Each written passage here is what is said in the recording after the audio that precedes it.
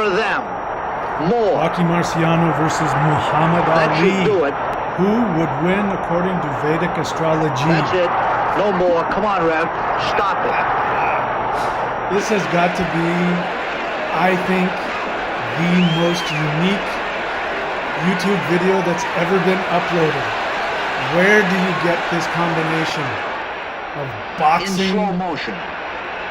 I want you to notice. from a martial artist The good right hand perspective that comes over and his left Vedic hook. astrology?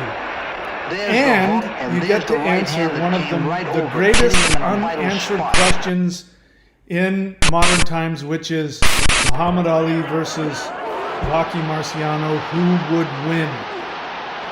Well, I have the answer for you, and it is based on Vedic astrology as well as my experience in martial arts and as a fan of martial arts. Sorry, that's something stuck in my teeth.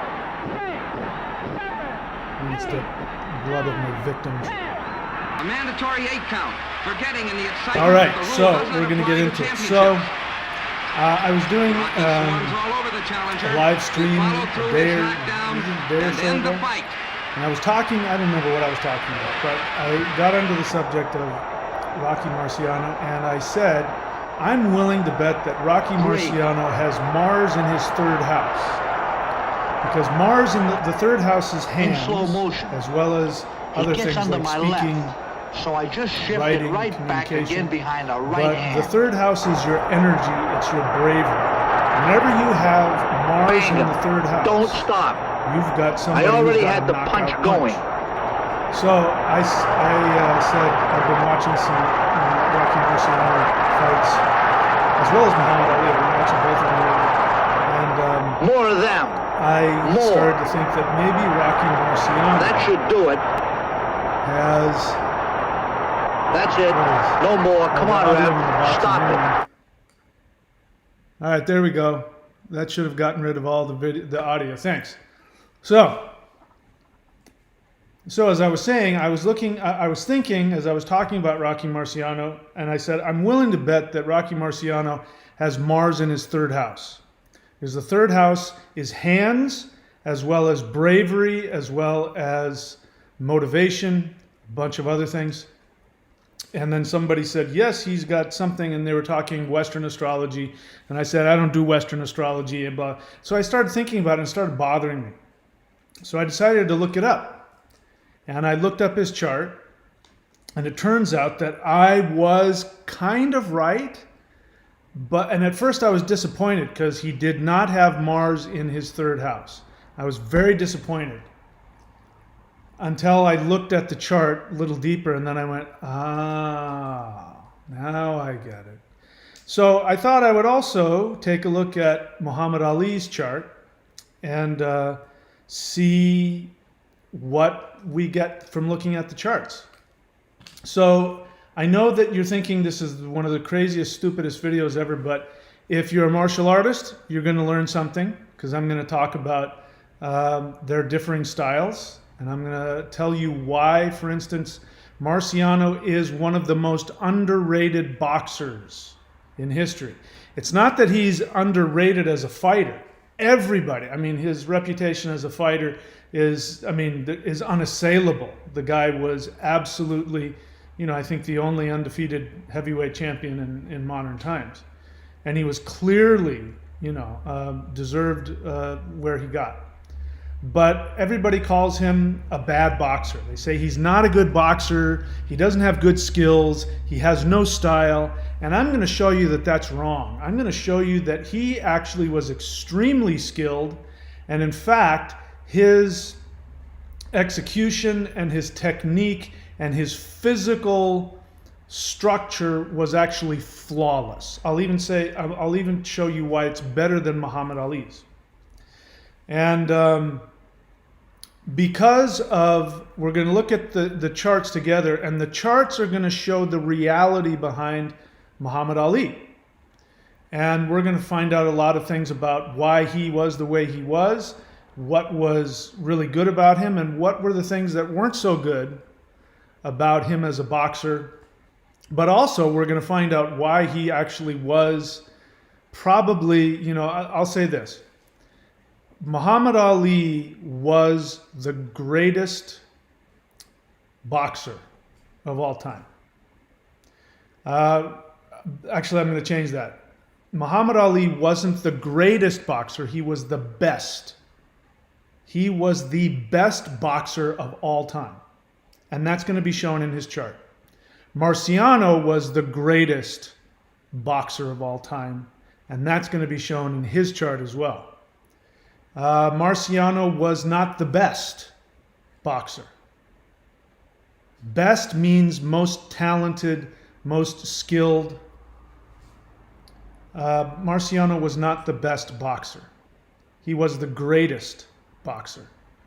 Muhammad Ali was not the greatest boxer. He was the best.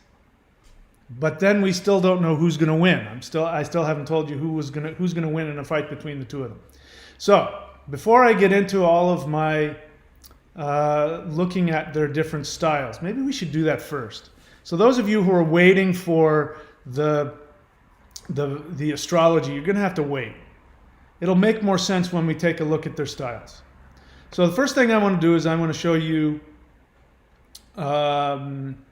Rocky Marciano's one of the most famous pictures of him ever put out. Let me see. Is it this one? No. It is this one. Take a look at that. This is the man that they say was not a good boxer. They say that he had no style. They say that he was just a brawler. But as somebody who has trained in martial arts and somebody who I've punched a heavy bag, I've done a little bit of sparring, I've learned how to deliver, at least I've been taught. Whether or not I pulled it off is none of us will find out, because I'm not going to try and prove it to anybody. But I at least have the fantasy belief that I was taught how to best deliver the most devastating punch from multiple distances. And it has everything to do with the structure of your body. I want you to look at Marciano's structure. This is probably the most famous punch he ever delivered, which is when he knocked out Jersey Joe Walcott. He beat him to the punch. They were both coming in for a right, and Rocky Marciano beat him to it. But when you look at that, you see, number one, the angles. I want you to look at his left shoulder and then follow it all the way across his right shoulder, across to his glove. The lines are superb. And the angles, there are all the angles from his left elbow coming up all the way to his right hand. The angles are superb, and in terms of the trajectory of the power of his body, you literally could not get a better position to deliver the most forceful punch possible. And look at poor Jersey Joe Walcott's face. I mean, he looks like a cartoon. Who would survive that? The other thing I want you to look at is he's already connecting. And he's probably 3/4 of the way through the connection of the punch, but his arm is not fully extended, which means that he's not even finished delivering all of the power that's going to come through his body. That means that he's literally punching through Jersey Joe Walcott's head. Jersey Joe Walcott could have been another foot back. He still would have got knocked out. This has everything to do with Rocky Marciano's chart. Now that you've looked at this, whether you understand it or not, what you're seeing here is this man is driving from, if you look at it also, you can see from his right foot that this energy has come up from the ground through his right hip, up through his right back, shoulder, and all of his energy from the floor all the way up through his body is completely, totally focused in that right arm, and it's not even done delivering the energy yet. Remember that, because that's going to be in his chart. He fights exactly the way his chart is. All right, now let's take a look at, I have the similar punch, almost very similar. This is Ali. I don't know who he's fighting. Oh no, sorry, that's not the one I want. Is that the one I want? That's the one I want. So if you look at that, there's Ali, there's Marciano. Some very similar, right? Very similar, but there are also some huge differences. Now, look at Ali. First off, look at Ali's face. Every time, one of the most frightening things about Ali watching him fight is the anger that comes through his face. I mean, his murderous anger, just, you know, he's really just destroying you. He's destroying your essence. This will come out in his chart as well. If you look in his eyes, just the look in his eyes is going to make you feel like such a loser piece of crap. And you can see in his mouth, you know, he might as well be telling you what a loser you are.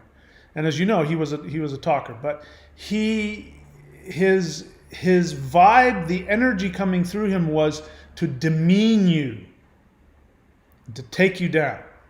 Now, let's take a look at his arm. His arm is fully extended. He cannot get any more force out of that arm. That means that in order to knock somebody out, he has to have his punching has to be absolutely precise, precisely timed, precisely positioned, and he's not going to try and do what Marciano does here. Marciano, it doesn't matter where he hits you. If he hits you in the head, he hits you in the shoulder, he hits you in the stomach, he hits you anywhere. Simply because of the execution of that punch, you are going down.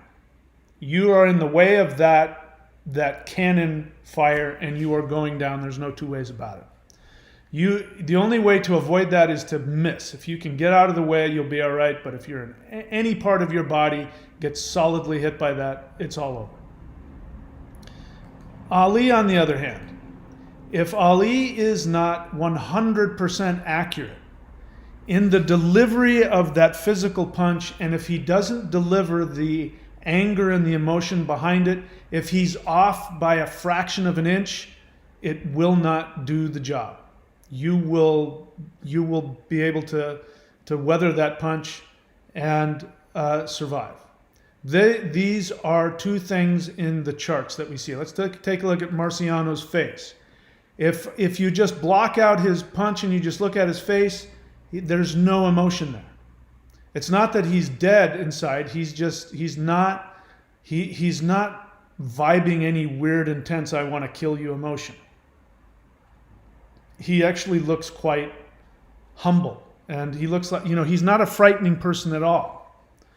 And in fact, let's go back to this picture here. I've specifically picked these two pictures for a reason.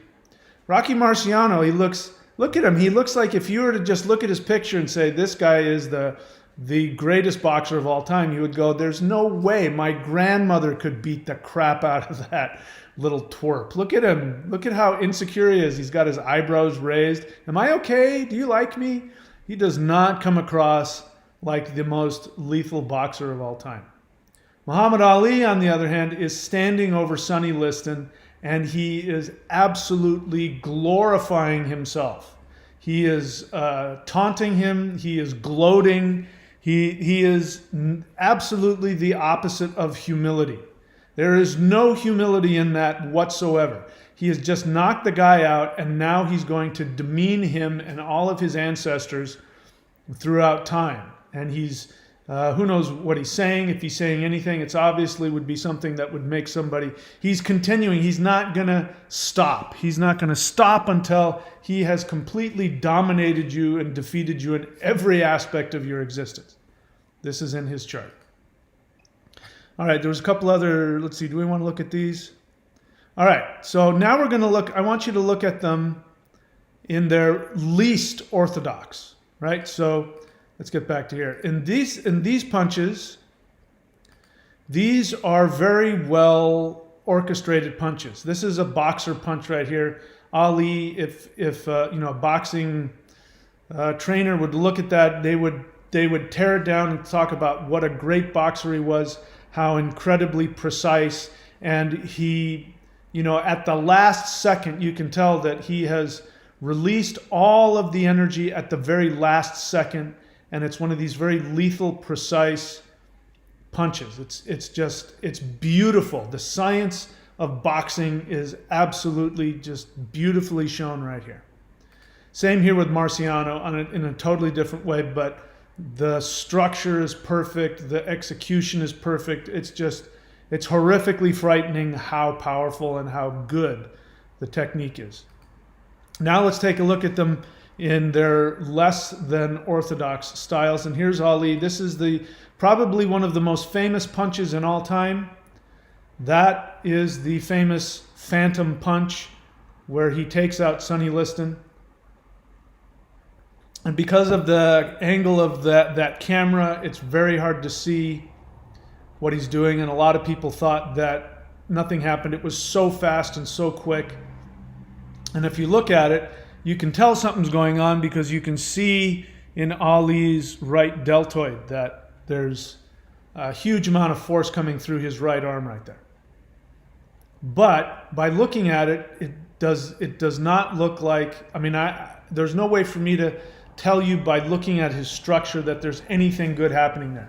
He doesn't even have, his right foot is not on the ground. He's cross-stepping. He's cross-stepping his left in front of his right, and then he's bringing it back. He's in mid-flight, in the middle of the air, and he's coming down without the rest of his body behind it, and he's flicking his right hand out. Now, having trained some stuff that I've trained, I can tell how lethal that punch is.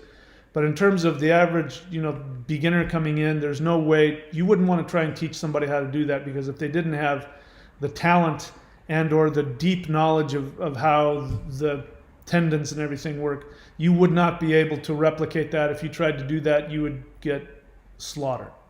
But because he is Ali, he can pull that off.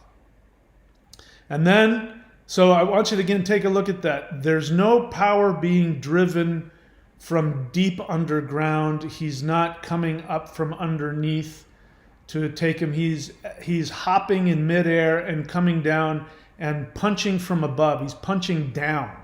You have to have absolute talent and instinct and knowledge and training to be able to do that. Ali was so good he could do that. Now let's take a look at Marciano when he's not in his orthodox posture. Okay, this poor guy has no idea what's coming for him. He's already going through the ropes. But this gives you an idea. This is going to show you, this is going to be in Marciano's chart as well. He is digging so deep. He is coming from underneath. And again, you see he's bending at the waist, his waist and his hip, like his pec is trying to merge with his waist. He's bending over, he's coiling underneath.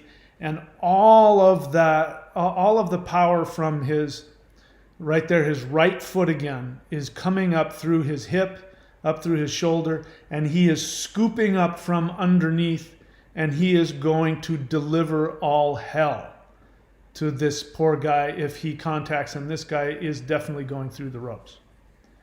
And if you look at him, if you look at again the picture of Marciano, look at him there. He looks kind of flabby, he looks out of shape, he looks insecure. You look at his body there and you see how incredibly strong he was. You see all of that power, and he wasn't a big guy. He was only 5'10", I think. He weighed 185 pounds. He weighs less than I do now. But that we'll be finding out in his chart why he fights like that. He is coming from underneath and he's bringing all the power of the earth with him, and it's going to be completely focused in that right arm. And you can tell it doesn't matter where. If that boxer is 1 foot closer to him, he's going through the roof. If he's a foot farther, he's going to go through the roof. Whereas with Ali, if Liston is a foot 6 inches in either direction, that shot isn't going to do anything. He's going to miss, which shows you the genius of Ali's precision. So Ali is like a machine gun with precision. He's got precision timing, and he's just right on target every time. And then Marciano is a cannon. If you're anywhere near the front of that cannon, it's over for you. All right, so you guys got some ideas, and we can take a look. If you watch Marciano up here on the top, he uses his whole body. Every punch is his complete body. He comes up from underneath, and he throws the end. Look at that. No, he doesn't gloat. He knocks the guy out, and he turns around. No gloating. And look at Muhammad Ali. He's all talk. He's all gloat. So again, looking at Marciano, he's just every punch is his entire body, the whole earth coming up from underneath with him. And if we get to see Muhammad Ali fight here in a second, you'll see the opposite. You'll see he's coming from above. He doesn't dig down like Marciano. He comes from above. He likes to knock you out as he's hovering over you. He can fight from a distance. He comes from a bunch of different angles, but see there's the phantom punch right there. All right, so you get an idea of the difference between these two guys. So look at how fast Muhammad Ali is. Okay, that's what's his name? The other guy taking him out. He's going to then do the same thing, and out of nowhere, there he goes, bing, bang, bing, bing. All right, so you get the idea. Let's take a look at their charts now. So there's Ali's chart, and there's Marciano's chart. So, all right, so let's start with Marciano. So let's make his chart a little bigger here. All right, here, Rocky Marciano. What you want to look for, if you don't know Vedic astrology, you want to look on the chart to your far left. That's the chart we want to look at. So look at that chart. His ascendant is Capricorn. Capricorn is Saturn. Saturn is a boulder. And especially Capricorn. Capricorn is a boulder. Capricorn is hard work. Capricorn is discipline. Capricorn is karma. Capricorn is, if you want to build a bridge, the Capricorn ascendant says, okay, I'll get right on that. He then takes his cart and he pulls it by himself up to the top of a mountain, and he starts hammering away, chiseling out big giant blocks of stone. And then he's going to take that down, and then he's going to dig into the ground underneath where the riverbank is, and then if you're watching him going, hang on, I need you to build this bridge, he's going to say, oh, trust me, I'm going to build this bridge, and this bridge will last forever. It's going to take me 20 years to build it, but once I'm done building it, it will be the most strong, functional bridge. In fact, this bridge will continue after the planet itself is destroyed. The bridge will still be floating in space. This is Capricorn. Now, I wanted to see his third house, because third house is hands, and I thought Mars is going to be in his third house. Nope. What do you see? You see Pisces in the third house. So the third house, if you start at the top where it says 10, which is Capricorn, and you go to the left, 3, because it goes counterclockwise, 10, 11, 12. The third house is 12. So in his third house where his hands are, there's nothing. There's no planet. What the hell's going on? It's Pisces. Pisces is the most spiritual of all the signs. What the hell is going on here? Well, we're going to find out what's going on here. Now we look to see where where Mars is, because Mars is the warrior. So Mars represents your athleticism, and it represents your fighting ability, your bravery. So I was at first very disillusioned because I thought, holy crap, I must have the time wrong. But no, everywhere I looked, this was the time that came up for Rocky Marciano's birth. So what do we have? We have Sun, Venus, Mars, and Rahu in Leo in the 8th house. So how does that translate into the greatest, most devastating puncher of all time? How does that happen? Well, now I got to learn some things about the 8th house. So as you know, the 8th house is the unconscious. The 8th house represents death.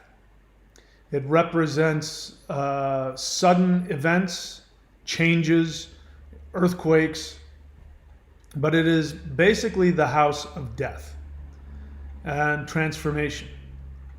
So any planet that is in the 8th house is going to have a very deep, if it's a happy planet like Venus, Venus is there. Venus doesn't like being there. It ends up, this is where people get very like sexually, creepy and intense. Venus is in the 8th house. If you have Moon in the 8th house, especially if it's in a sign it's not happy with, you end up having deep emotional problems because the Moon does not want to be buried under the earth. You have Saturn in there. It can be a very deep place. So you have Mars. Mars likes to dig. Mars likes to dig. Mars likes to be a surgeon. Mars likes to go deep. You have Leo is the sign. So this means that there is a spotlight coming out of the ground. So normally the 8th house is this dark cavern. You can't see anything. It's cold, it's wet, and it's not a pleasant place to be for happy planets. But when you have Leo there, it means that the sun, the king, is now in the unconscious. Now, as it turns out, the sun is also in the 8th house. So you have this giant light beaming out of the unconscious, the 8th house. And you have Mars, Rahu, and Venus. And if I remember correctly, they're all conjunct. Mars is a little bit removed, but Mars has the dominance here because Mars has the least number of degrees, which means he's underneath all of these other planets, which means all of these planets are going to behave themselves as a warrior. So the warrior is dictating how all these other planets. Sun is the king.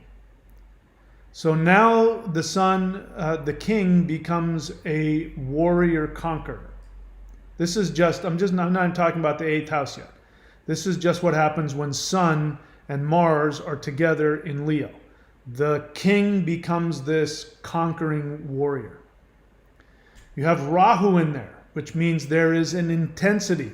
Rahu and Ketu both intensify whatever they're connected to. So you have Mars and Sun, the warrior king, in his own sign, and now Rahu is exploding this. Now, if you were to take this and put this in the 10th house, you would end up with somebody who would be, like a Napoleon or, a Caesar. This would blow somebody's ego so out of proportion because the 10th house, if your ego's in the 10th house, it gets blown up huge. The 10th house is literally your outside ego expression. So if we were to have Sun and Mars and Rahu in the 10th house, this would be the person who would rule all worlds for all time. But it's in the 8th house. So the 8th house is not in one of these external houses. The first, fourth, seventh, and 10th. These have to do with external things. You're going to find fame in these houses. The other houses, the third, the sixth, the eighth, these are houses that are completely underneath the radar. You will never see what goes on here. People who have the majority of these planets in these houses, they tend not to be very famous people. So Rocky Marciano, as it turns out, he started very late as a boxer. And in the time that he started, which was in the 50s, I believe, in order to be a boxer back then, you had to start when you were a kid. And you started your professional career when you were 18 or 19 or 20. Because by the time you were pushing 30, it was over. So, all right, let me see. Alden Marcus.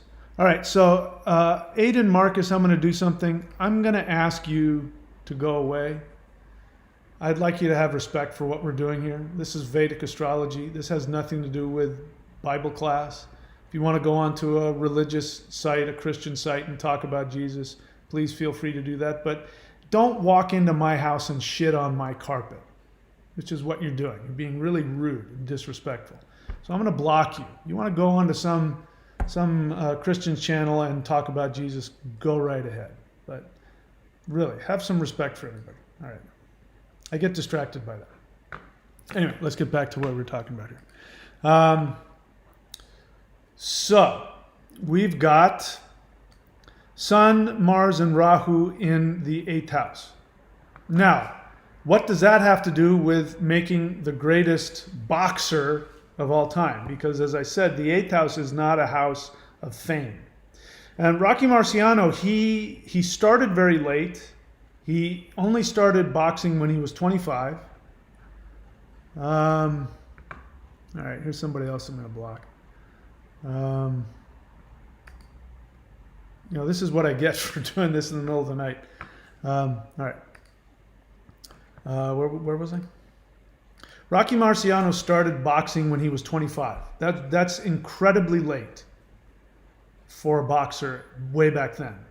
But he also quit when he was still fairly young. He was in his 30s when he quit, which now a lot of boxers won't quit until their 40s, and older. And we're going to see the difference here because one of the things that Muhammad Ali did not do, Muhammad Ali did not quit when he was on top. In fact, he couldn't stop. If we look at the end of his career, the end of his career was really nothing special at all. It was quite embarrassing for him. He was already starting to get physically ill, and he didn't have any of his skills, and much lesser boxers just wiped the floor with him, and it was very distressing. So it was not a good thing. He couldn't let go of his ego. Marciano, on the other hand, he stopped when he was at the height of his accomplishments. He stopped. He retired, and he never went back to boxing ever again, which is why he can claim to be the only undefeated heavyweight boxer in modern history, because he knew when to quit. That means, his Sun and his Mars and his Rahu, which are usually associated with ego, they're underneath the ground in the unconscious, which is going to make them humble. So the things that normally are going to blow the ego way out of proportion, this made him actually focus inward, which is one of the reasons he was so strong. But it also gave him the humility to end his career when he was on top. And he walked out, and he was a very gracious, humble boxer. He never badmouthed anybody. He never gloated. And when it was over, he just walked away. But because of that, he kept his reputation. His reputation was rock solid, so to speak. All right, now let's take a look at Ali. All right, so that's Marciano. Now let's take a look at Ali and look more deeply in his chart. Let's see here. All right, I just need to double check. I'm really distracted by all those freaking. I mean, you know, born again Christians, I swear, are the most rude people on the planet. They're so rude. They have no respect for anybody. They have no boundaries. Talk about lack of humility. I mean, and what a worthless way to live. I mean, seriously, I mean, that you have such little self-respect. There's such deep insecurity that you have to constantly jump into people who don't want your opinion and shove your religion down their throat. I mean, is that really what Jesus wants you to do? It's just such a Christian thing to do. Anyway, Muhammad Ali. All right, so let's take a look at Muhammad Ali's chart. Here you see Muhammad Ali is a Cancer ascendant. What does that mean? Well, that means that he's actually extremely sensitive. It also means that he cares deeply for everybody, which he proved in his life. He was always, he ended up having this, anybody that got to know him, all the boxers that got to know him would end up talking about him, tears in their eyes, talking about what an amazing person he was. And these were guys that he defeated and called them all kinds of horrible names in the ring. But he really cared for everybody.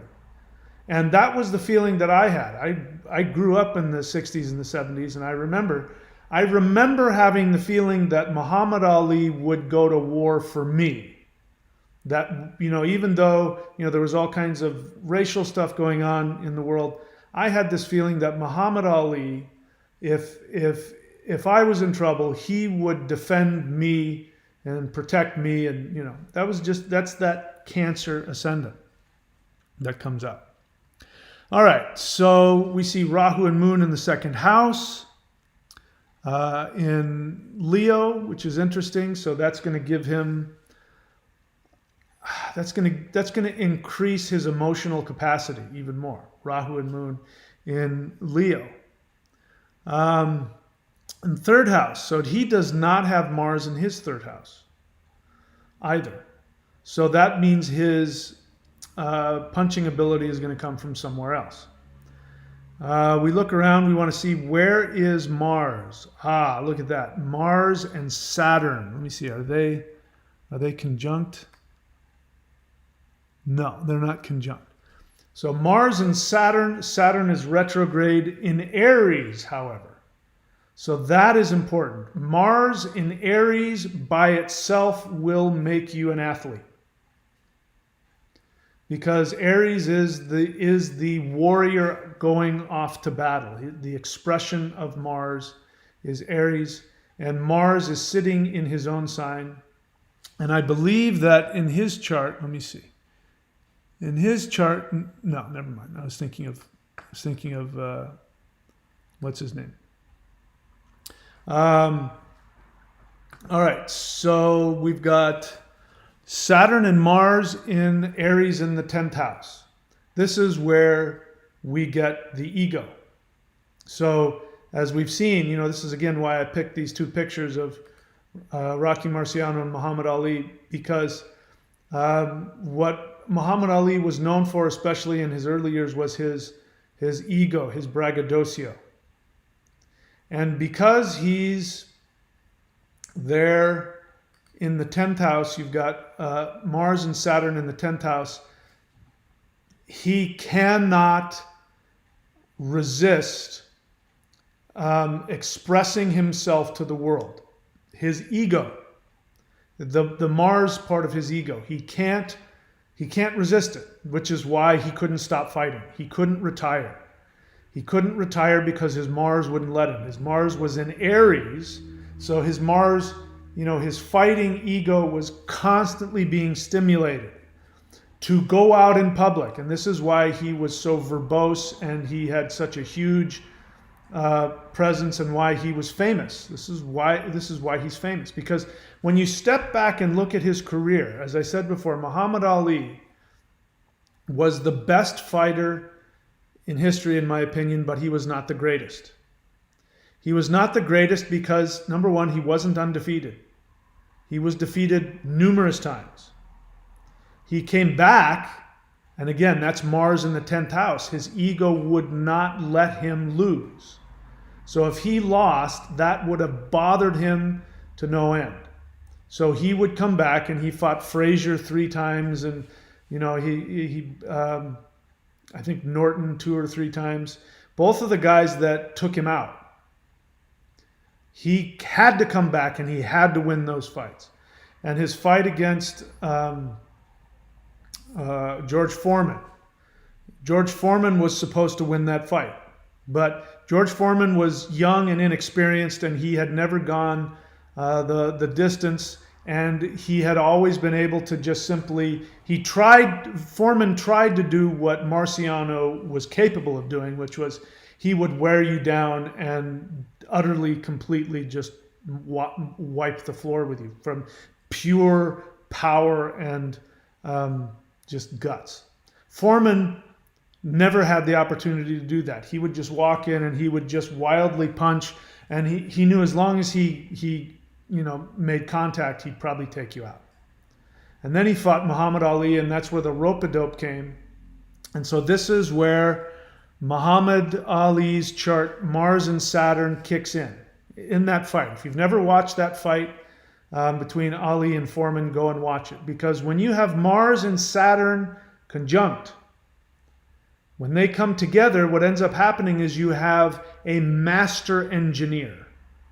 So you have somebody that can stand back and know all of the details of everything, who will have the discipline and the commitment to completely, totally craft a plan. Mars and Saturn together is the general that comes up with the battle plan to win the war. And no matter how long it takes, he will find not just pure brute force, but he will figure out the exact surgical strikes necessary to continue the onslaught until he wins. So Mars and Saturn together in Aries in the 10th house is what gave Muhammad Ali his absolute brilliance as a tactician in the ring. Because he was smart. He went up against Foreman, and he was actually afraid of Foreman. But because Mars in the 10th house, he never shows any fear. He always pretends that he's never afraid of anything. In fact, towards the end of his career, he got more and more open like that. Like in his last fight, he's going to lose, because in the beginning of the fight, he's doing all this crazy antics, and it's very obvious that he's quite insecure. And he's overdoing it. You can tell. In the beginning, he was big, but he was, again, like his boxing, he'd come in and nail you with stuff, and he would play the game, but there was something behind it. So in the beginning of the fight with Foreman comes in and does his thing, and Ali peppers him with some good shots to the head to get his attention.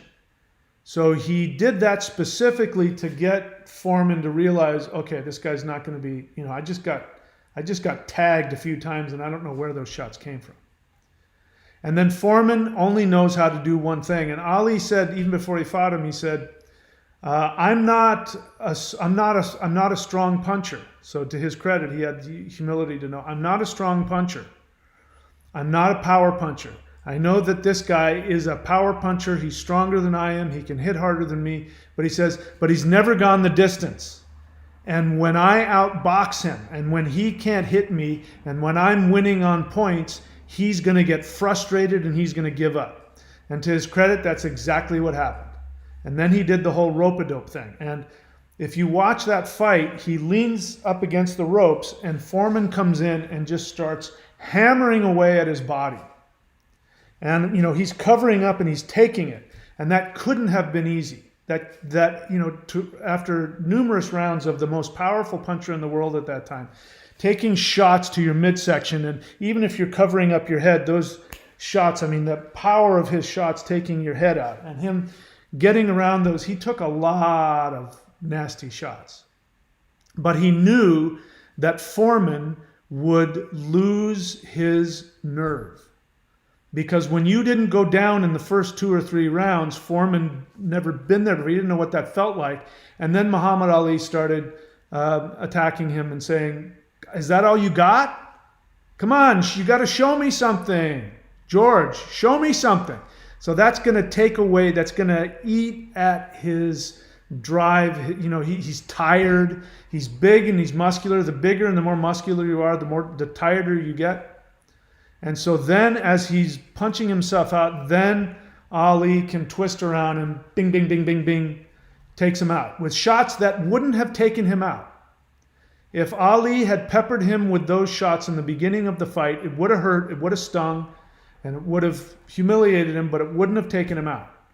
But because his pride and his ego was already so defeated, because he was so frustrated, because he was so tired, and because he had never been there, he had never been in a fight that long with somebody that took that much punishment and acted like nothing was going on. And that's what made Foreman lose the fight. Foreman lost the fight because Muhammad Ali outmaneuvered him mentally. The shots to his head were just, I mean, they were good shots, but they really, you know, he got up fast. He timed it wrong and he wasn't listening, but he could have got up and the fight could have gone on. But what ended the fight for Foreman was his ego was destroyed because Muhammad Ali had outthought him. And that is Mars and Saturn in Aries in the 10th house. He has the smarts to know how to change his strategy. All right, so now we're getting back to what about Marciano?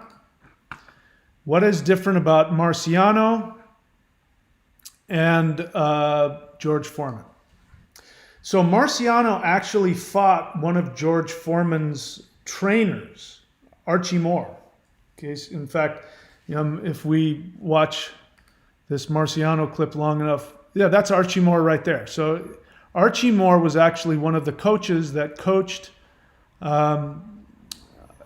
Foreman in his later years. In fact, he got his signature defense from Archie Moore. Archie Moore, if you watch the fight with Archie Moore and Marciano, Archie Moore outclasses Marciano as a boxer. I mean, he outpunches him. He's punching him really hard. And he's landing very good, well-timed, well-placed shots. And Marciano, he's a rock. It just bounces right off of him. Don't get me wrong. I'm sure it hurt really bad. But being who he was based on his chart, he had the ability to weather anything that people threw at him. And Archie Moore said, I gave it everything I could. And then finally he just overpowered me. I couldn't keep it up any longer. So Foreman wanted to be what Marciano was. I haven't looked at Foreman's chart. And don't get me wrong, I think Foreman was a great boxer. But now let's take a look at Marciano's chart and we'll see again why Marciano, he was not the best boxer, but why he was the greatest. The reason why he was the greatest is because he never lost and he always ended up finishing the fight. And bear in mind that like in his fights like with Ezard and with, Archie Moore and others, these guys outboxed him. And in those fights, he was losing. For instance, the fight against Archie Moore, I believe it was Archie Moore. If that fight had been ended, in the middle of the fight, Marciano would have lost on points. There was one fight, I can't remember who, I think it was Ezard. He got punched in the nose and his nose split right here. It like split like a zipper all the way up to here. So like his nostril was hanging out like this. And every time he'd breathe out, his nostril would flap. I mean, it was just this horrible cut. And he was going to lose the fight. He was losing the fight on points. He was getting outboxed. He was just getting clocked right and left. And they told him in the ring, the ref came over and said, this is it. You've been cut really badly. And if you if you don't win this round, I'm going to end the fight. It's going to be over. So he went in there, and being that his chart is, where's his chart? Being that he has all of these planets in his 8th house, which is his deepest unconscious self. He has Mars, Rahu, Sun, Venus is there too, in Leo. And his Mars, this is where he got all his power. Wait, what is that? Why does that always happen? His Mars, when you look at where his Mars is, where is his Mars? His Mars is in Magha. Magha is the star, it means great. It literally means great. Greatness. It is the king. The king is the great and glorious one. In Leo, Magha means great. Great and powerful. So the planet that gives him his drive, his energy, his bravery, and his power, his martial power, is in probably the most powerful place it could be in terms of, there's no end to the resources of the power that is available to his Mars. His Mars is in the 8th house in Leo with the sun. So when he's told in whatever round that is, it's towards the end of the fight, the guy is literally, his nose is hanging off of his face, and he's been beat to a pulp by somebody that's just that, he should have gone down, 5 or 10 times by now, and for some reason, this is one of the things that his opponents would say is that, I literally put absolutely everything into it, and nothing worked, and then they had nothing left. I had nothing left. I put it all in, and it didn't work. And when that's over, then Marciano comes out. Then he digs deep, and he comes out, and then he knocks you into the next planet, next universe. So this is why he ended up winning, and this is why ultimately, I'm going to say, Marciano would beat Muhammad Ali. Not because Muhammad Ali was a less skilled fighter. He wasn't. He was easily the most skilled fighter I think we've ever seen. It's kind of hard to say, but I would put him up there as one of the top few most skilled boxers in modern history. His execution is just beautiful and flawless and surgical and nasty. Float like a butterfly, sting like a bee is the best description. It's just nasty. But Marciano would have beat him because, looking back at Ali's chart, because Ali is Saturn and Mars in Aries in the 10th house, it's more of a superficial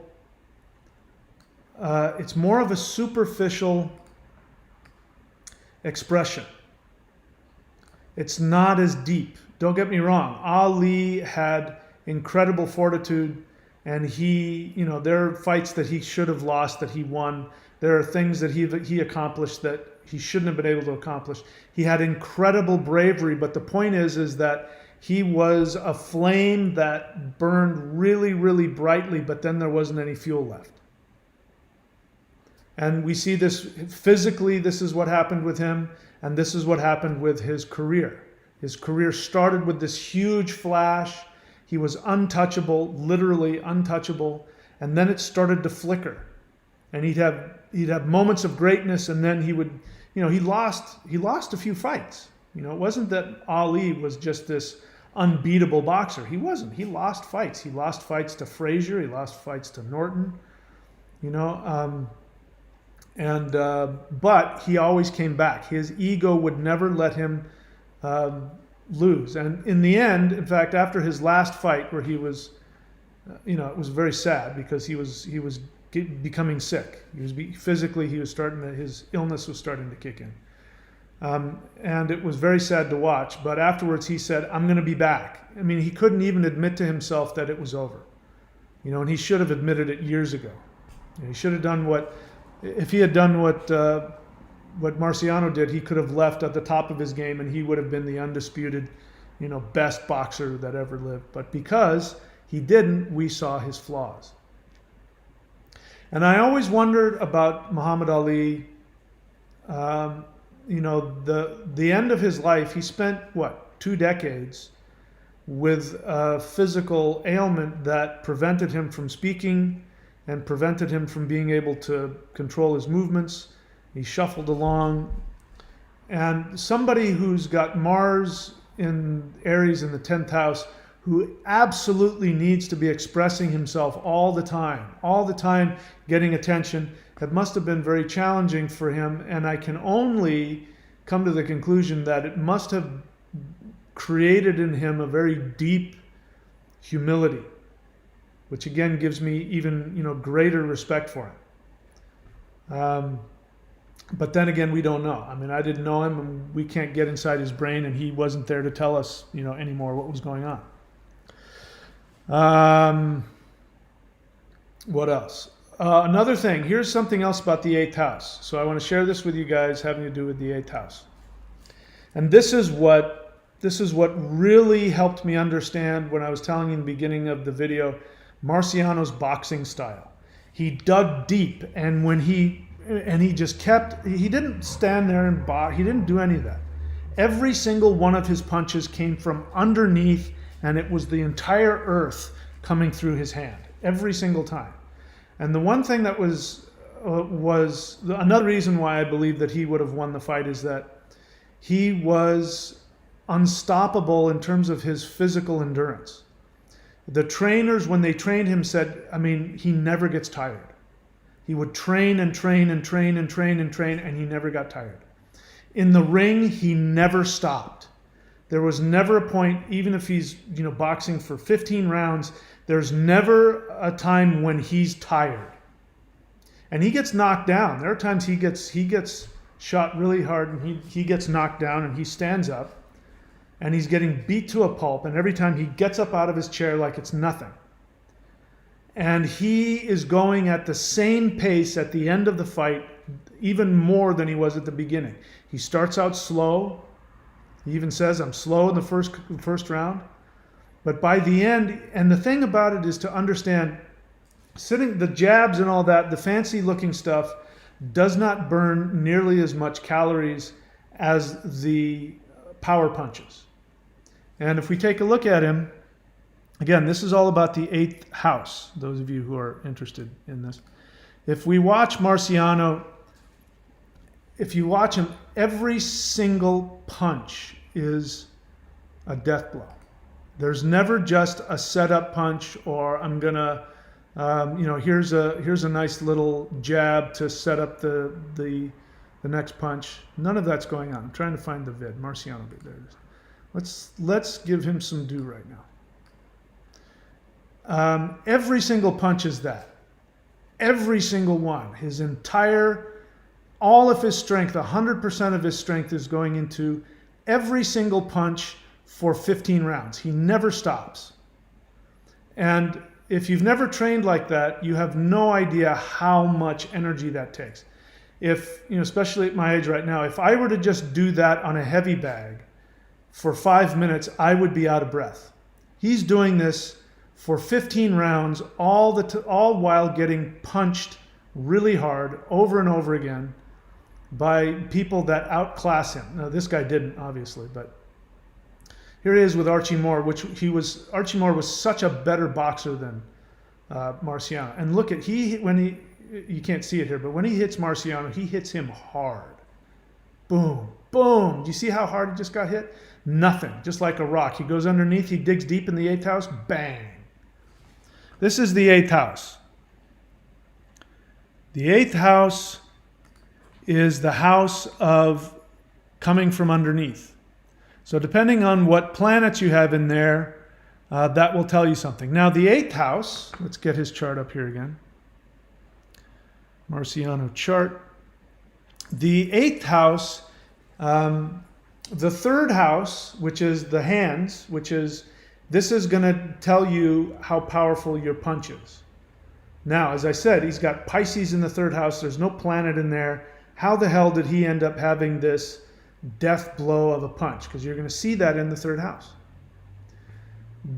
The eighth house the third house is the eighth from the eighth, which means that the third house is going to be the power that fuels the eighth house, and vice versa. The other thing is that Mars, those of you Vedic astrologers should know this, and here's where it's going to come to show us what's going on. Mars has an eighth house aspect. It aspects the fourth, the seventh, and the eighth house, right? So 1, 2, 3, 4, 5, 6, 7, 8. Yep. So his Mars in Leo, in Magha, very, very powerful position for Mars. In the eighth house, it is dug, in other words, Mars has dug himself in deep into the earth. You cannot knock him down. He's dug into the earth. He is now looking through with the power of the sun, the spotlight of the sun, and the nakshatra of the sun, which is Magha. That is now shining onto the eighth house, which is the house of death. So the eighth house from the eighth is the third house, which means that his hand is going to bring death. And you will not be able to avoid it. You will not be able to stop it. You will not be able to get out of its way. Just to give you an idea, the power of Mars in the eighth house and its effect on the third. There were fighters that fought against Marciano. One guy had to get surgery on his arms. Archie Moore said this. He said that Marciano he didn't pick where he was going to hit you. He just kept throwing these bombs, and it didn't matter where it hit you, it hurt so bad. If you were covered up and he hit you in the arm, it would destroy your arm. Anywhere he hit you, it would destroy you. So he would just wear you down with this constant barrage of with this constant barrage of bombs for 15 rounds. Boom, boom, boom, all of that. So imagine now all of that power from his Mars in his eighth house is now shining in an eighth house aspect onto his third house, which is his hands. So let's go back to the picture again. This shows this great picture of him. Is it this one? That one. You can see in his body, his right foot, even though he's on his toe, he has come down from underneath, dug in deep. All of the power of his right foot has pushed all the way up through his right arm into his right hand. And so that's his eighth house is aspecting his third house, which is his hand. And we are all very sorry for Jersey Joe Walcott, who is now looking like a cartoon figure, because he's on the other end of that eternal, the power of the unconscious. So that means when he hit you, it must have hit you all the way to the deepest essence of your being. Jersey Joe Walcott, this guy.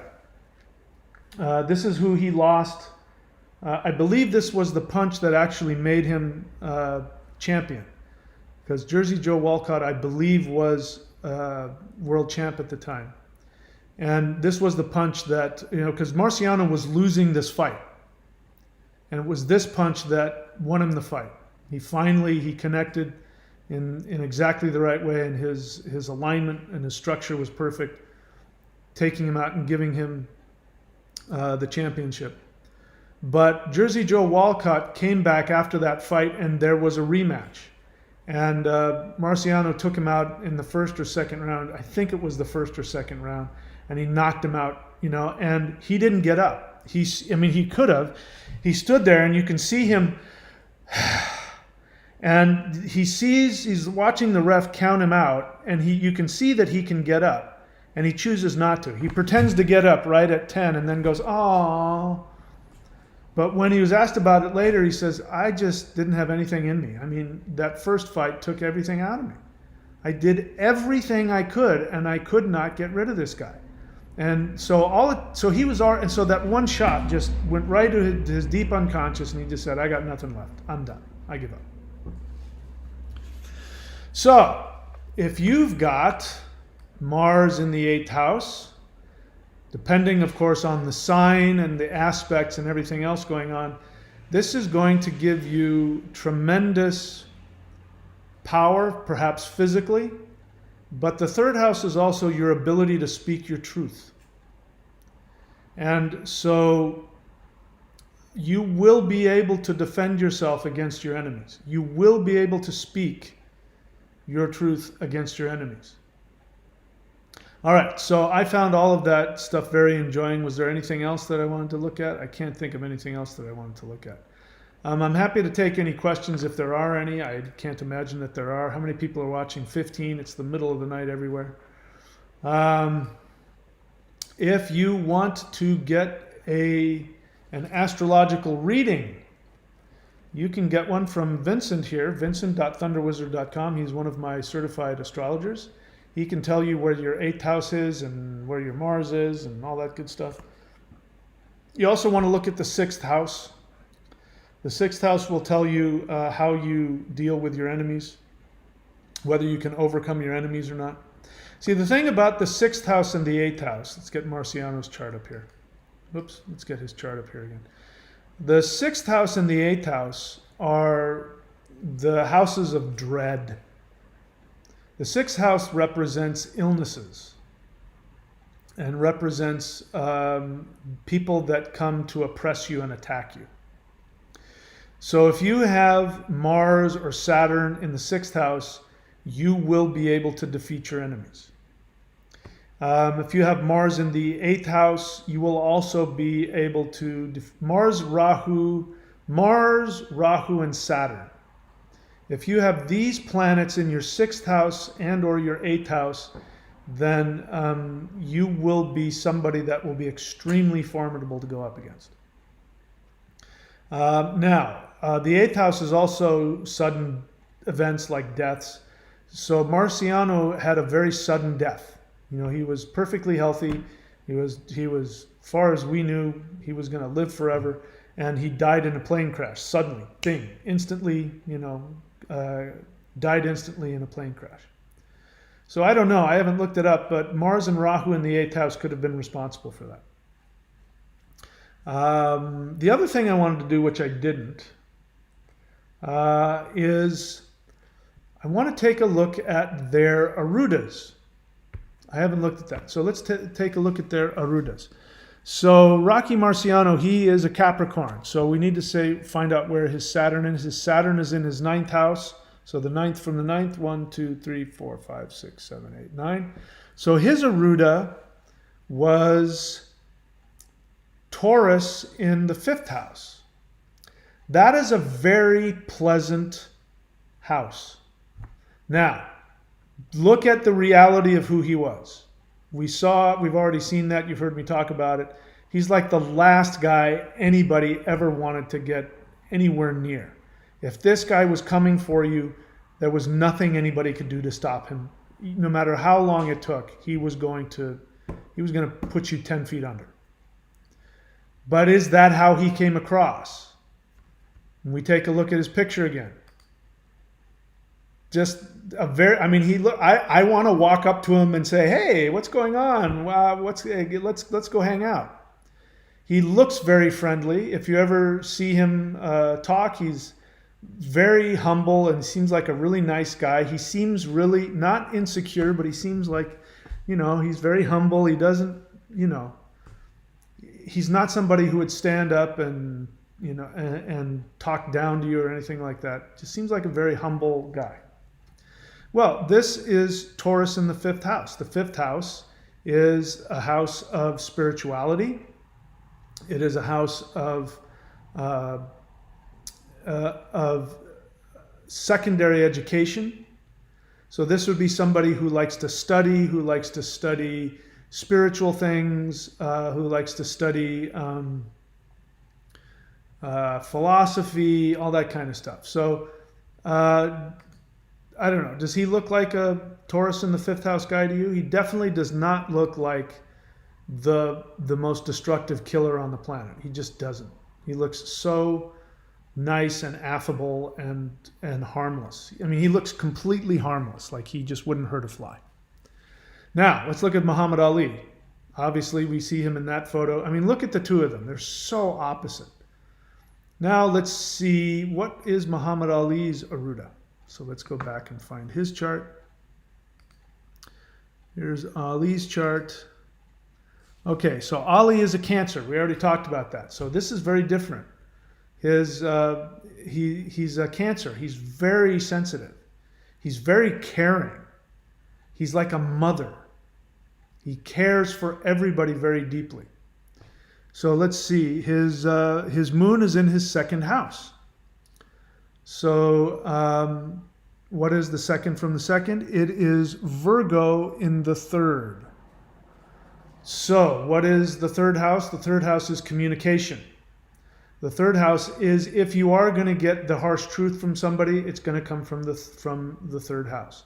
Virgo, when Virgo communicates, Virgo is Mercury, and it's can be very cutting to the point.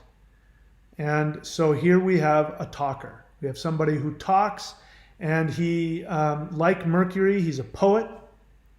But when he talks, he is going to give you the bitter truth. Because Virgo it looks for that herb, the bitter herb that heals. So when he speaks, he's going to talk, and if you combine that with his 10th house, which is the natural Arudha, you have Mars in Aries, which is the absolute over-the-top braggadocio. And that's when you see him. If he walks into the room and you look at him, your first experience of him is going to be, this is going to be the guy who's going to talk right to your face and tell you the bitter truth that will heal you. Does that sound like Muhammad Ali? Sounds that way to me. All right. I wanted to look at that. I forgot. All right. Now I see there's a couple of questions here. Thunderous Dave's Rangel.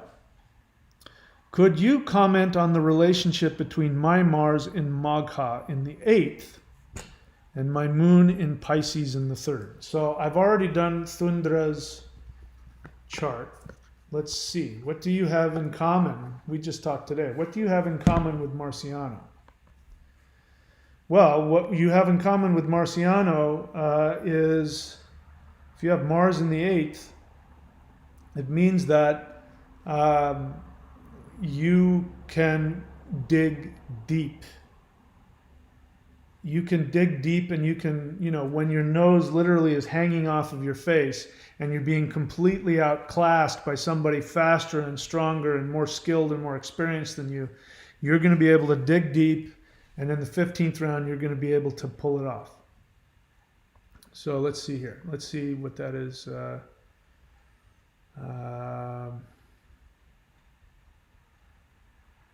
Sorry, I got to find your chart again. Hang on one second. What did I do with your chart?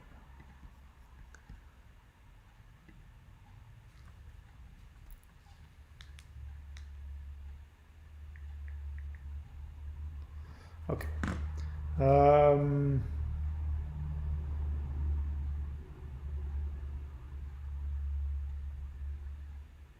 There we are. Thundra. Okay, you have Mars in Leo in Magha,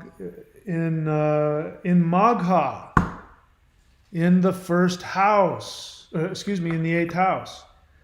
So that means that your Mars has an 8th house aspect on your 3rd house, which is the moon. All right, so you are not going to become heavyweight champ of the world because you have moon in Pisces in your 3rd house. So that means that your moon, your hands are healing hands. When you touch people, they get healed. That means when you speak healing. Moon in Pisces is very deep. So your emotions are deep. When you communicate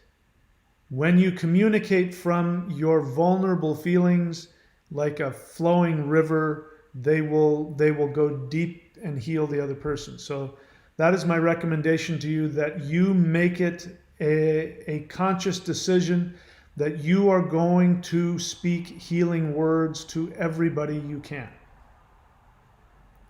Because that's what your moon in Pisces wants to do.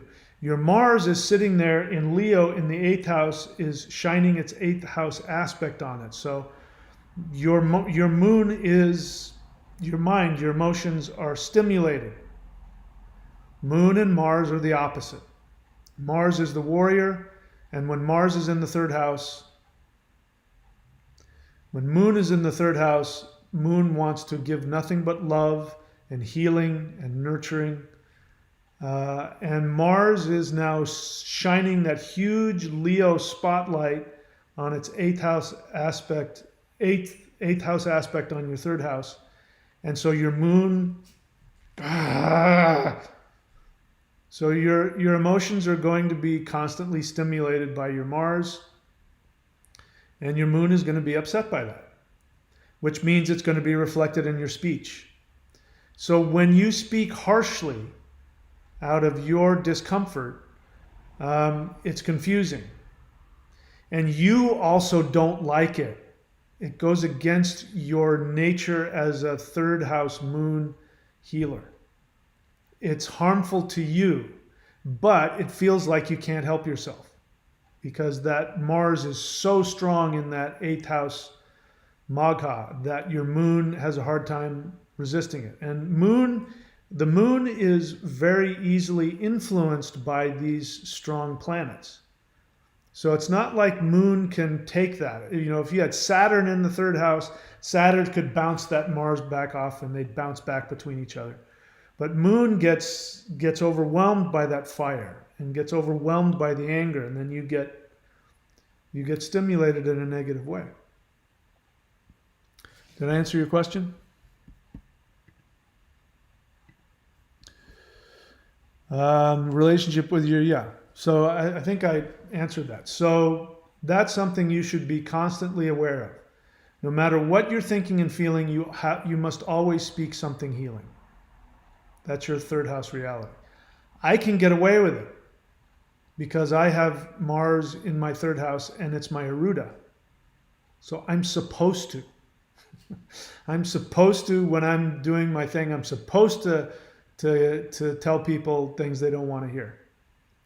That's not your job. Don't get me wrong, you can, but when your Mars is shining out through that 3rd house, when you're working with a client and you want to tell them the harsh truth, you have to wrap it in a nice, loving sentiment. Otherwise, it won't get through. Because people don't understand when you get angry at them. They don't understand it. They don't see it coming. It's a boom. They get nailed with it, and they didn't know it was going to come. So that's going to be some work for you. Question: how would you suggest I balance Mars Moon with my Arudha? All right. So what is your Arudha again? Your Arudha is 7th from the 7th, which is the 1st, and so you're 10th. Rahu so you're the trickster who brings healing. You have to laugh. You have to give the trickster truth with and you have to do it in a way that brings balance. Because Libra is a sign of balance and healing. So your 3rd house and your Arudha actually go together quite well. Because your 3rd house speech and your physical hands want to heal very deeply. But the way people see you is they see you as this trickster, but they inherently know that when you're playing the trickster, that you're doing it to bring balance to them, healing. So this is why you're so effective as a as a counselor and a healer and a, life coach, or whatever word you want to use. Interesting. What else? Vincent.thunderwizard.com. Question: I'm entering my Saturn Mahadasha in February. I have Saturn in second house in Scorpio. What should I expect? Let's take a look.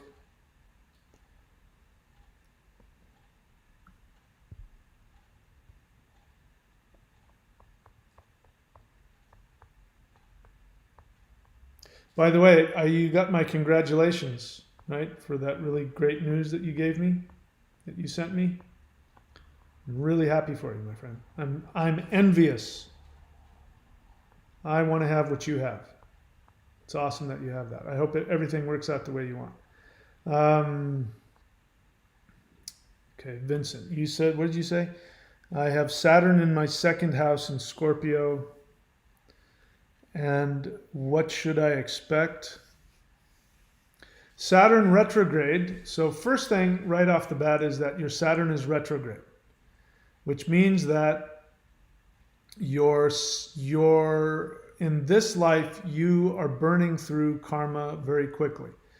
You're going to have a lot of karma based on your family life. Second house is your nuclear family in Scorpio, so it's going to be painful. Scorpio is deep emotions, complications, so Saturn is retrograde, which means, Vincent, we have to work through some pretty major past life karma, which means when Saturn goes retrograde, whatever karmas it brings up are going to be intense, and they're going to come early in life. That's my experience. So they come early in life, but then as you get to 35 and older, after you get past that, then Saturn says, now the retrograde part of Saturn means that we're now going to heal. You're going to get rid of all this karma. So you're entering your Saturn Mahadasha. You're in Jupiter right now. And yes, February 21st, 2022, Saturn begins. Your Saturn, so you're going to work through family issues, your karma with your family. You will work through that. You will have to work through it. Saturn will not let you stay trapped by it. Saturn is retrograde, which means I'm trying to pull you out. I'm giving you more work now so that I can pull you out. So that'll mean what you said earlier, about getting your own place and getting separated from all that family stuff. That's why all that family stuff is coming to a head now. It's because you're coming out of the Jupiter phase, and this was my experience. I've just entered into a Saturn Mahadasha myself.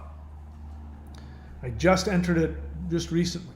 And as I was entering it, all these Saturn thoughts and feelings started coming in. I'm like, wait, I'm not in my Saturn Mahadasha yet, but I was already, Saturn was already, starting to influence me. My Jupiter was starting to wane, and my Saturn was starting to take over. So that's why you've been having all of these family issues come to head, because your Saturn is getting ready, which means that once you get into your Saturn Mahadasha, Saturn is going to say, great, now we got to do some house cleaning, and everything will start to get ordered. So Saturn is going to put everything in order. And people are afraid of Saturn, but the truth is that, Saturn brings victory. Saturn brings mastery. What was I going to say? Saturn is the 10th house. Saturn is associated with the 10th house. And what was I going to say? Something about that. Anyway, I lost it. I was thinking about it earlier today, but the conclusion that I came to is that, hang on, Saturn really brings order and success. So if we look at where your Saturn is, we look at the 10th house from that. 1, 2, 3, 4, 5, 6, 7, 8, 9, 10. Your 11th house is where Saturn is going to bring some success. Let's see. Yeah, because Saturn has, now I remember, I got confused. Saturn has 3 aspects. It has, let's see, what does it have? It has 3, 7, and 10. So the 10th from your second is your 11th, which means the success. Saturn is going to bring success. Now you're going to have to work for it. But as you work for it, your success will be manifested in your 11th house, which is great because that is YouTube, that's networking, sales, connection to the world, friendships, all of that. So you're gonna have to work for it. You have to work hard, but you're gonna have success in that. So this is what Saturn is gonna bring for you. So that's a good thing. Let's see, third house aspect. Your fourth house, your fourth house is Capricorn, and your fourth house is your mom. It's your home. So this has been challenging from the beginning because Saturn is retrograde, and he's been looking at your fourth house from the second house. So the second house is your family. The fourth house is your home. So this means there's a lot of karma that's going to be focused on your home. The fourth house is also your mother. So there's a lot of karma that's been focused on that past life stuff that's been working itself out. So that's going to work itself through, which means that you have to work hard to get your own space, your own home. The seventh house, 1, 2, 3, 4, 5, 6, 7, is of course, the eighth house. So Saturn is going to release some karma, past life karma in your unconscious. So that's good. So you see, this is all good stuff. Saturn, people are so afraid of Saturn, but Saturn is an ass kicker. I mean, Saturn just kicks. Saturn is the one. Really, when you look at somebody's chart and you want to see where things are going to go, how things are going to work out, Saturn is one of the planets you want to look at because Saturn takes his time. But like I said, when he builds that bridge, he builds it to last forever. But the first 5 years, you don't even know there's a bridge there because he's still planning it out. He's still, hewing out the rocks, and he's still, getting everything to fit. And he doesn't even start putting the rocks in place for, 5 years. And then one brick at a time. But, after you've been watching him build that bridge for 10 years, you're like, holy crap, this is going to be an amazing bridge. And then 20 years later, it is the best, most durable bridge that there's ever been in life. All right, what else? You have Saturn retrograde in your second house in your D9. So that second house Saturn is something that will not change throughout your whole life. So there's a lot of deep family karma that Saturn is going to help you release throughout your entire life. Any other repeating things in there? I don't see it, if there is any. Nope. Okay. Anything else? Like a Space Dog, welcome to my channel. This is Vedic Astrology. So Vedic Astrology is the astrology of East India, and it is 24 degrees different from Western. If you're not a Vedic astrologer, I have bad news for you. Everything is the same. Well, the basic things are the same in Vedic except for one thing. Western, the tropical zodiac is an inaccurate calculation of the sky. It is off by 24 degrees. So every planet and every house could be in a completely different place. The other thing is we don't deal with Neptune and Uranus, not because there's two reasons why we don't deal with it in Vedic. Number one is Vedic astrology is based on the ancient system. You're only looking at the planets that you can see. So you can't see Neptune and Uranus with the naked eye. The other thing is that Pluto, Uranus, Neptune, they are generational. So you have a whole people in an entire generation, they're going to have these planets in the same spot. So it doesn't change. So whatever we could say about Uranus, right? In here in Vincent's chart, Uranus is in Scorpio. So that means that huge chunks of people, you know, it doesn't matter what sign they're born in, they've got the exact same placement of Uranus. You know what I mean? It just becomes a background thing that everybody has. It's just part of the structure of the house. The house doesn't change, but the you know, the musical chairs changes inside the house, but those don't. So for those two reasons, we don't deal with that, but that doesn't mean there aren't Vedic astrologers. Like Joni Patri is one. She was a Western astrologer and then became Vedic. She talks about Neptune and Uranus and Pluto all the time. But I can't tell you what they represent because I wasn't taught about that. My pimp says, hello, I'm new here. What is this channel about? Well, why don't you put some time into watching it? You could actually watch the videos. You could go to the channel page, the thunderwizard.com YouTube channel page, and you can see all of my videos and all of the playlists. And if you put a little time and effort into looking at it, you can find out. Instead of having to come in here, walk into the classroom and say, I'm sorry, I don't know, what classroom is this? I'm looking for the cooking class. Oh, this is geometry? What do you guys do here in geometry again? Vincent.thunderwizard.com thanks me. Okay, you're welcome. All right, nothing else. Well, that was fun. I'm going to keep doing these because I think it's really interesting to see when you look at people's astrology and you can see their astrology in their boxing styles. And so I really enjoyed that. It taught me a lot. You know, when I was so confused when I first looked at Rocky Marciano's chart and I saw that, holy crap, he didn't have Mars in his third house. What the hell's going on? And then when I looked at what was really going on, I said, oh, no wonder. Same thing with Ali. I learned a lot about Ali looking at his chart. And their boxing styles represent their charts. You can see it in the way their body represents them. It's really wonderful. So I'll keep doing those things because, you know, right now we're in a time where we're fighting for our lives. We are fighting. All right, so Uncle Phil, I don't know who you are. I don't know if you're kidding around or not, but I can't tell if you're being disrespectful, but I'm gonna put you in a timeout. We are fighting for our lives here.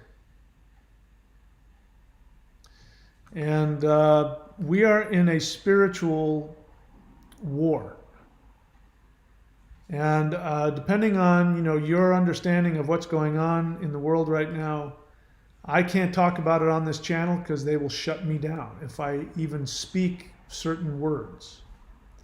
But we are in a fight for our lives.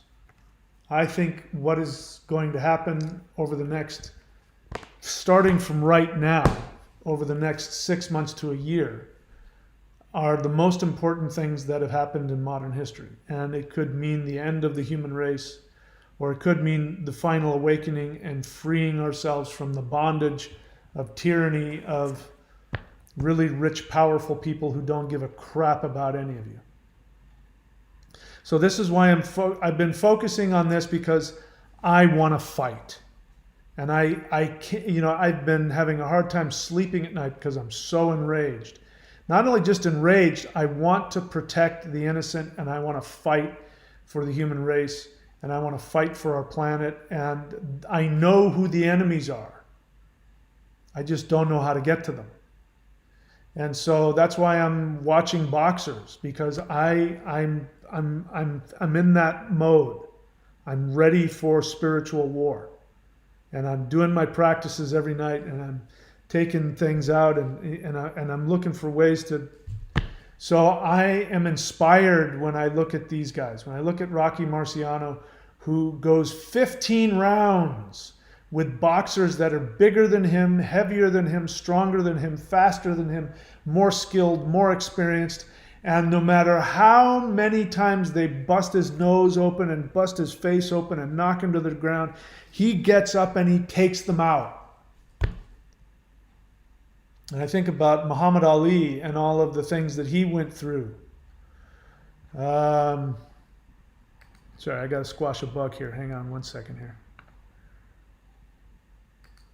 When I think about Muhammad Ali and the things that he went through, in life and the things that he overcame and the inspiration that he still is. I mean, the truth of the matter is the last part of Ali's career was pretty dismal. I mean, he was embarrassing. He was embarrassing himself.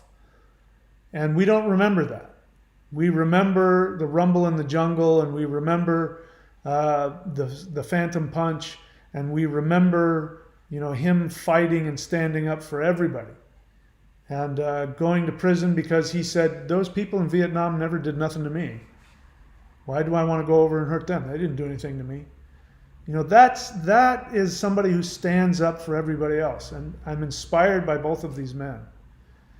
And we're in a time where we need this. We need to fight against the tyranny, the corruption, the garbage that is coming after us on levels that I've never seen. And, we're being lied to.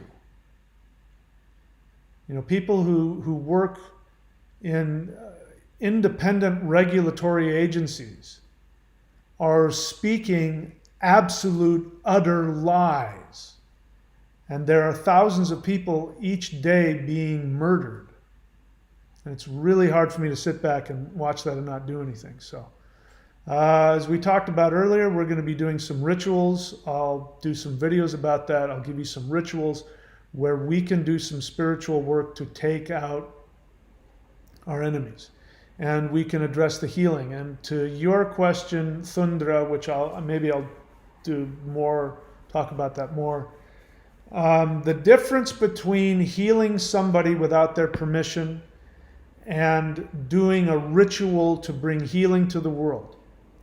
The difference is that when you say, I'm going to do healing on my husband, my boyfriend, and you're going to do some intense healing, it's very hard to do that and know what your agendas are. It's like Christians. Now, you'll understand this. It's like when Christians go, oh, you're in so much sin. I'm going to go pray that I'm going to go pray that the Holy Spirit convicts your soul and that you come to Jesus. It's abusive. And they have an agenda. They have a selfish agenda. When you do healings, you want to not have a selfish agenda. The truth is, there's nothing wrong with chanting for anybody or sending healing thoughts to anybody. There's nothing wrong with that. And I can't even say there's nothing wrong with somebody who says, I'm going to do a healing on my brother. I can't say there's anything wrong with that. But I would say, look, your brother's got his own, if we're talking about your brother's got his own karma. It's not your job to get in the way of that. If he hasn't asked for your help, leave him alone. If you want to send him some good thoughts, do it. If you want to light a candle for him, do it.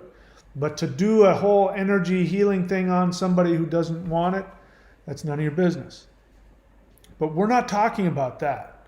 We're talking about the world. We're talking about... Sorry, 1 second here. We're talking about the world, and we're talking about innocent people dying every day because they're being denied the knowledge and the access to a forbidden thing I can't mention on this channel that could actually heal them and cure them of a deadly disease. We have people in regulatory agencies who lie to us about, I can't even talk about it, but there was one of the most recent things that was given out over the media about, the efficacy of things that make you suffocate, the 80% effectiveness of suffocation methods. It wasn't even like partial truth. It was just an absolute, complete, utter, total lie. And it's very hard for me to listen to that, people who are controlling governments with lies that kill people and make very evil people who are earning $1 billion a month. It's very hard for me to sit still. So we're going to be doing some rituals, and when we do healing for the innocent, we don't have an emotional agenda because I don't know them. They're not my best friend, they're not my wife, they're not my brother. I don't have a personal agenda on what they do or don't do. I never know them, but just because they're innocent and it's happening to the whole world, we can do that. We can do a ritual that will send healing to everybody. We can do rituals that will take away the energy that the evil, corrupt elite have. We can do that. So maybe that answers your question, Thundra. If not, I can go into more detail about it. Vincent.thunderwizard.com asks me, could you tell us about the healing certification? Well, you can go and watch the video on that site, healingcertification.thunderwizard.com. But I mean, it's just that. People have asked me for a certificate in the kind of healing that I do, the distance healing. And, you know, as you know, I'm not big on giving out certificates. I don't do that. I'll teach anybody anything. Like, you know, I have Celestial Qigong out there. And if people want to, you know, start teaching Celestial Qigong, they can. If they want to go online and create their own Qigong practice, the only thing I say is change the name so that you're not in competition with me. But if you want to change it from Celestial Qigong to, you know, Shining Star Qigong, but it's actually the Celestial Qigong that I teach you, go right ahead. You want to charge people money for it, go right ahead. You want to certify them and that, go right ahead. I don't own that. I mean, the name Celestial Qigong is my thing, so I don't want you competing with me on that. I don't want somebody going, oh, he teaches Celestial Qigong, oh, that guy's cheaper, okay, I'll go with him. I don't want that. So I'm not going to, you know, take money out of my own pocket. But I don't believe in certifying people for those kinds of things normally. I am going to be offering a certification, but bear in mind, it's a certification. It's just a piece of paper that says that you studied the course from me. I will have a final exam, if you will, which will let me know that you understand the concepts. I'll give you, I'm thinking about it now and I'm enjoying it. Creating that final, it's really a final assignment project for you. And that'll be fun for me to give to you and then to be a part of that with you. And then I'll email you a PDF that says, you know, Joe Schmo is certified. And but bear in mind that that's all it is. But people want it. So because they want it, I'm providing it to them. And it doesn't matter where you are in my teaching. If you've never learned anything from me, I will give you links to the free channel that will give you access. Let's get these, as we're talking about healing, we got these guys beating the tar out of other people. Let's get rid of that for a moment. So if you haven't subscribed to this, or you're not you're not subscribed to the or you're not part of the Maoshan.thunderwizard.com practice, I will give you links to free stuff in the YouTube channel, and I'll tell you exactly how to use them to create the distance healing that I do. If you're part of this, I'll tell you exactly from the Maoshan energy practices that we teach. I'll teach you how to do that specifically for you. And then if you're one of the elite spirit fighters that is doing this, I'll tell you how to do that and how to apply that to distance healing. So did I answer your question? So to do the healing, where is my healing? You go to healingcertification.thunderwizard.com. Hello everybody, this is Mahadev, the Thunder Wizard, and I have an exciting announcement. I am going to be releasing to you what the heck's happening? A course. Oh, that's what's happening. There it is. healingcertification.thunderwizard.com. If you go there, you can learn a little bit more about it. Any other questions? Magic song, honest feeling, thought. I only want the feeling part. I don't need the thought. There's a reason for that. I know I'm being a pain in the ass about it, but I really just want your honest questions and your honest feelings. And at some point I'll explain what that is as I've done before. What else? Okay, so that is a thought. That's not a feeling. A feeling is I'm afraid, I'm happy, I'm sad, I'm angry, I'm confused. A thought is I think thus and such is a good idea. I think this person is bad. That's a thought. So you shared a thought, and I'm not looking for that. I hope you understand. Well, KB, you can go back and watch from the beginning. In fact, you can watch from the beginning right now. You can just rewind it. So as soon as I'm about to sign off, but once I do, you can go back and watch from the beginning. I hope you like boxing, because I talk a lot about boxing. If you don't, either that, I hope you like astrology. You got to like one or the other, and hopefully you'll like both. But this is, like I said in the beginning, I think this is the most unique video that's ever been made. I don't think anybody's ever done a video about how to look at somebody's boxing style based on their Vedic astrology. I think this is the first in history. So I can take credit for that. And I'm actually kind of surprised that there wasn't more trolls that came on here, because I knew there would be. Let's see, vincent.thunderwizard.com. Will you create a website for your healing students like astrology and rune readers? There's no need to do that. If you've already got a vincent.thunderwizard.com site. So if you get certified in that, you can put that up there, and you can put a video, and you can do all of that. To be honest, I hadn't thought that far ahead about it. But that does take a lot of my time, maintaining those two websites and constantly maintaining people's things, and it takes time. So I'm not inclined to create a whole other landing page and website and it's a lot of time and effort, and I'm not charging enough for that. So, but you've already got that. You've already got your own vincent.thunderwizard.com website. So you can put that on there. And I will, if every time you come on and you're certified, I will announce you and say, go get a healing from this guy. Heil spiritual war. Well, okay, I appreciate it. Was a very, very supportive thought, but yeah, it wasn't a feeling. So again, that's not a feeling. Let me explain to you why that's so important. I know you think I'm being a pain in the ass. You just gave me this great compliment, and I'm crapping all over it. Let me explain to you why I do this.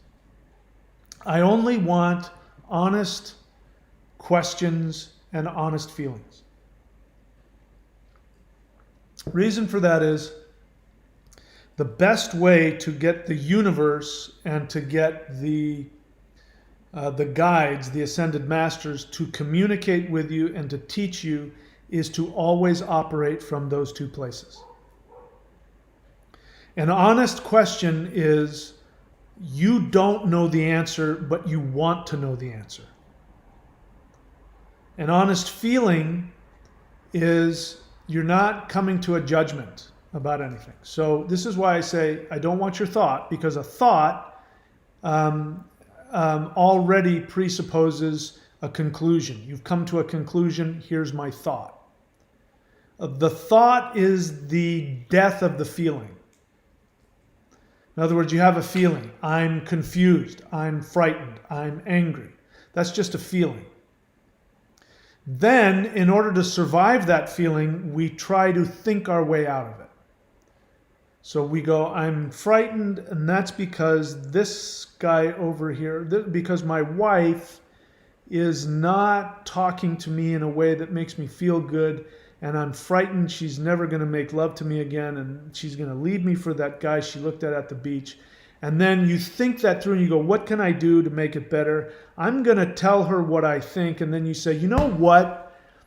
You don't respect me. I think that you do this and you do that, and now you're gone. Now you're causing damage in your life. You've had this conclusion about something. Whereas you could have gone to your wife and you could have said, I really love you, and I love you so much, I'm afraid of losing you. And I saw that guy on the beach, and he had such a better body than me, and I saw you looking at him the way you used to look at me, and it frightens me and makes me think you're going to leave me. And I just want to know how I can be closer to you. And then your wife goes, oh my God, I love you so much. And then you have the best sex of your life. I've just been waiting for you to tell me your feelings this whole time. But if you act on your thought, which is really a defense mechanism, then you've ruined it. What's also important is, if you don't know, I'm sure I told you, about 10 weeks ago, I had a red pill experience. I completely, totally shifted my view on the pandemic, and which meant the entire nature of the world. The whole world completely turned upside down on me. It was horrifically traumatic. It still is for me. The only reason that I was able to let go of my false delusion, I was hypnotized into the mainstream narrative. And I had a lot of emotional attachment to it. My safety was wrapped up in the belief that, that news stations wanted to tell me the news. They wanted to help me. My feelings, my need for survival was wrapped up in the belief that independent medical regulatory agencies are working to make sure that I stay healthy. They're mistaken some of the time, but they're there and they want to help. And to come to the conclusion that there has to be thousands of very powerful people who are actively planning how to kill me on a daily basis was so traumatic for me. The only way that I came to that was because I was able to stay honest with my feelings. I saw something which I can't talk about on this channel. Starts with an I, the letter I. And it is an off-label prescription. I started looking into some weird things surrounding that didn't make sense. And the more that I started uncovering it, it became clear to me that there was a conspiracy to keep life-saving medication out of the hands of sick people. And when I saw that, and when I saw how deep that conspiracy went, I had to accept the fact that I was afraid. I was afraid of being in a world where there wasn't regulatory agencies that protected me. I was afraid of living in a world where governments were being controlled by big corporations. I was frightened of that, as anybody should be. And I had to get honest, and I had to say, I'm really scared. That's what led me and gave me the ability to shift my thinking. But I have friends who can't, and this is, I keep saying this, but when I bring to their awareness, when I say that to them, here's how you're being lied to. Let me show you the statistics. Let me show you the proof. Let me show you the numbers. Here are the videos from the experts. Here's what's really going on. Every single one of them so far that I'm talking to, they hear it, they get the rationality behind it, but then they go, I just can't believe that there are so many people out there that are trying to kill me. I just can't accept it.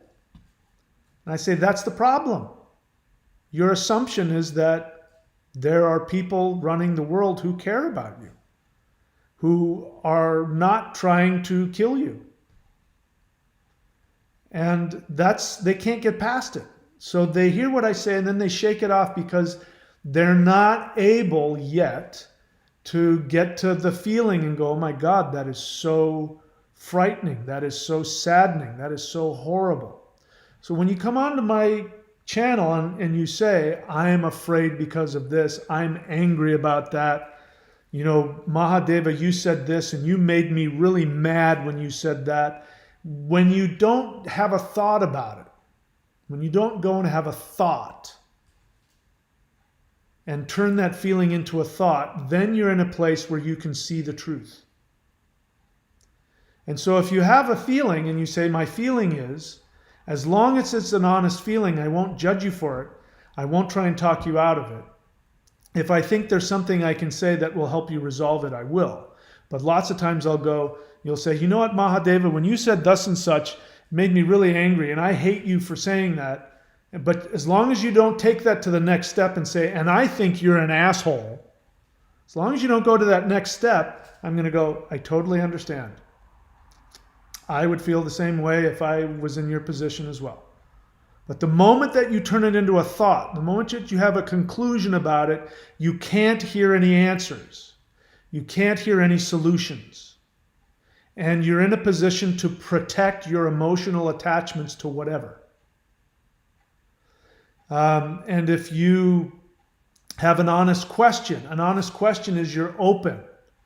So when you take the feeling, and instead of doing what my friends are doing, which is the feeling starts to hit them, the horror starts to hit them because they're looking at all this stuff, and I'm giving them proof. I'm not just some conspiracy theorist that's just spouting and raving all kinds of crazy, conflated, half-baked nonsense with partial truths, mixed in with it. I'm just focusing on the facts with them. Because of that, they start to get very frightened. And instead of going, wow, that really frightens me, that really scares me, that really saddens me, once they go to, I can't accept that.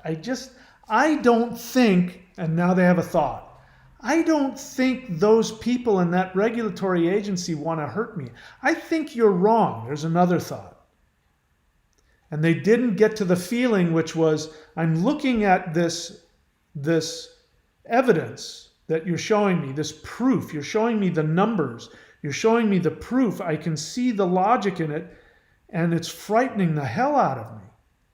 They then need to take and ask a question.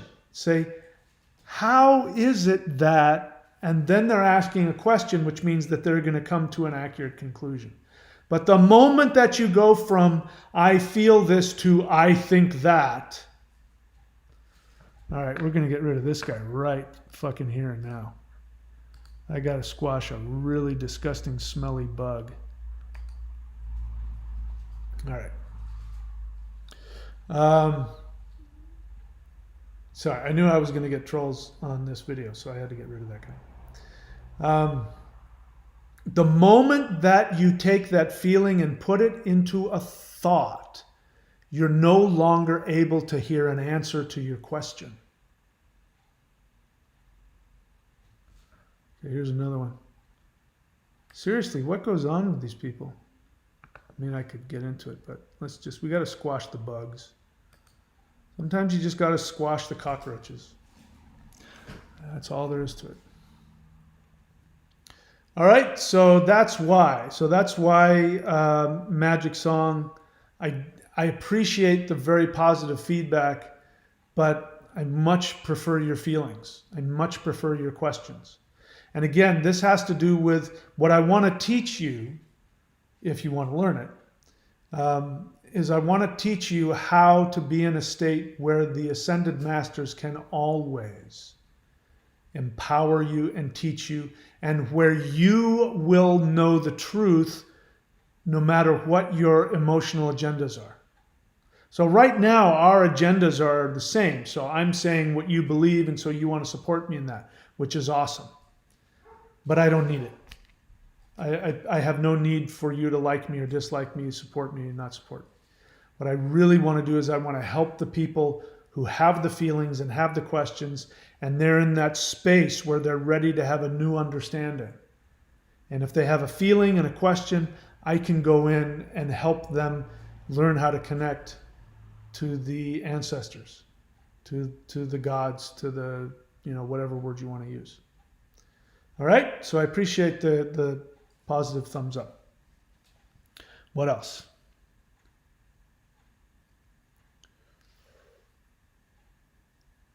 All right, nothing else? Okay, honest feeling. I'm glad you were able to finally see what was really going on and share your findings with us. There's a little bit of a conclusion in there. you're still, you're making a judgment that I have the right feeling now, which I understand. If I was to turn that into a feeling, I would say, I'm glad that you've had that experience.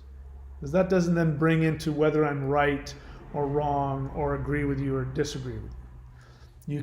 You can be a part of my experience of having had the experience of coming to an awareness that I didn't have before. And you can be with me in that. And that would really be more your honest feeling than the rest of the, I'm glad you see things the way I do kind of thing. Know what I mean? Get it? See what else. All right, it's time to go. We got some serious cockroaches coming onto the channel, so we're just going to go. All right, that's it for me. What happened? Is this the same guy?